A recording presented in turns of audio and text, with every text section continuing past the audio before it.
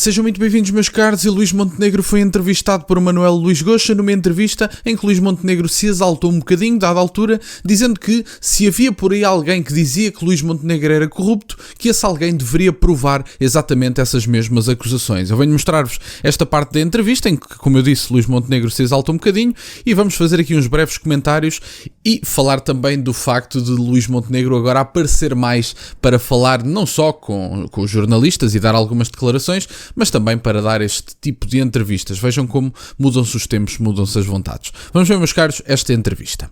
Campanha suja, que aliás em pré-campanha já aconteceu com um cartaz miserável em que o senhor é abusivamente eu espero, tido como rosto da corrupção. Eu espero que tenhamos ainda em Portugal o espírito democrático, termos uma campanha com elevação, a postura de nos respeitarmos uns aos outros e de colocarmos o debate político no centro daquilo que ele deve ser, que é a discussão das ideias e das soluções. Isso é ser um político à antiga, como em abril do ano passado o presidente Marcelo Rebelo de Sousa disse que o senhor era, num jantar com jornalistas estrangeiros? É ser um político à antiga naquilo que a antiga quer dizer, que é a raiz da democracia. A raiz da democracia com elevação. Que brotou há 50 anos e que é o debate das ideias, o debate das soluções, com certeza que... Então confia que esta campanha seja uma campanha de debate programático. Antes de ouvir a resposta de Luís Montenegro, o Sr. Primeiro-Ministro tem que perceber que esta campanha só não está inicialmente focada num debate de ideias,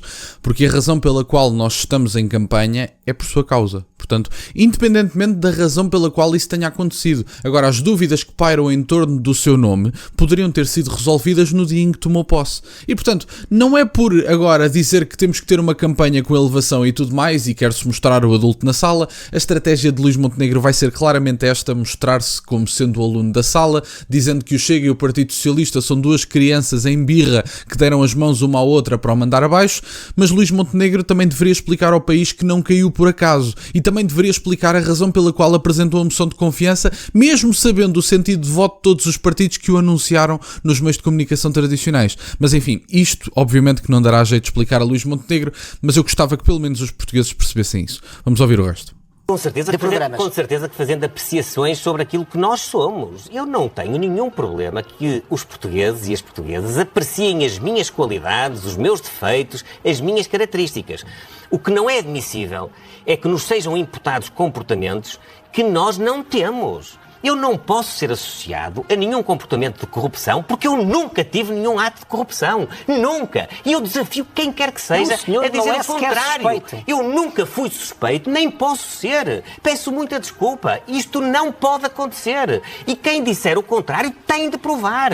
Eu não posso aceitar a ninguém que diga uma coisa dessas, que possa pôr na rua uma imagem que queira dizer isso. O nosso tempo já se esgotar, Sr. Primeiro-Ministro. Tem aqui algumas questões ainda. Se querem como querem, e eu também quero, fazer um combate à corrupção, está tudo muito bem. Não podem usar abusivamente a minha imagem. Bom, meus caros, estas foram as declarações de Luís Montenegro, em que ele basicamente, exalta-se aqui um bocadinho e diz que não é admissível que coloquem aquele tipo de cartaz, referindo-se ao cartaz do Chega, e dizendo também que esta situação, no caso de haver na praça pública este tipo de acusações, têm que ser provadas, e eu compreendo, de um ponto de vista legal, tem toda a razão. De um ponto de vista legal, se alguém disser que Luís Montenegro é corrupto, alguém que diga isso tem que ir prová-lo a tribunal, e por isso é que eu faço sempre a distinção, e também fiz ontem a distinção entre Luís Montenegro e José Sócrates, que não são uma e a mesma coisa, pela simples razão de que Luís Montenegro não é sequer arguido e José Sócrates já é acusado. Portanto, é uma coisa um bocadinho diferente. Agora, eu acho que, à semelhança do que eu já tinha dito ontem, Luís Montenegro também tem branqueado determinadas situações que facilitam a corrupção. E, portanto, ainda que Luís Montenegro não seja arguido por nada, coisa que não é, que não seja acusado, que não seja condenado por nada, coisa que não é. O que é facto é que Luís Montenegro tem facilitado determinadas situações dentro do próprio partido que podem branquear determinados atos de corrupção, nomeadamente permitir que pessoas arguidas em determinados processos continuem com a prática das suas funções públicas.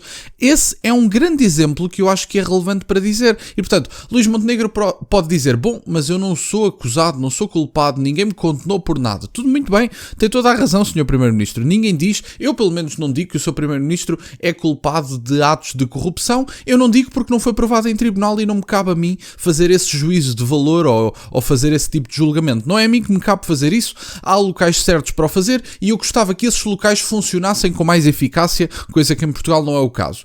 Agora, que o Dr. Luís Montenegro tem facilitado determinadas pessoas que eventualmente podem vir a ser acusadas, isso sim, que podem vir a ser acusadas e eventualmente também condenadas. Eu acho inaceitável que uma pessoa que é arguída, como é o caso de Miguel Albuquerque, possa concorrer nas eleições na Madeira. Eu acho isso completamente inaceitável. E Luís Montenegro não fez um segundo de pressão para que isso não acontecesse. E portanto, se de hoje para amanhã, por exemplo, Miguel Albuquerque vier a ser dado como culpado, vier a ser condenado por alguma das coisas em que está envolvido nesta situação, no estatuto de arguído, Luís Montenegro, no meu entender, fica também com alguma culpa no cartório, porque Luís Montenegro deveria ter afastado Miguel Albuquerque no momento em que ele é dado como arguído. No meu entender, não é aceitável que arguídos possam concorrer. Agora, também há duas questões. Os arguídos não podem concorrer, mas a justiça também deve ser célere, por uma simples razão. Eu acho inaceitável num Estado de Direito democrático que uma pessoa que eventualmente possa não ter feito nada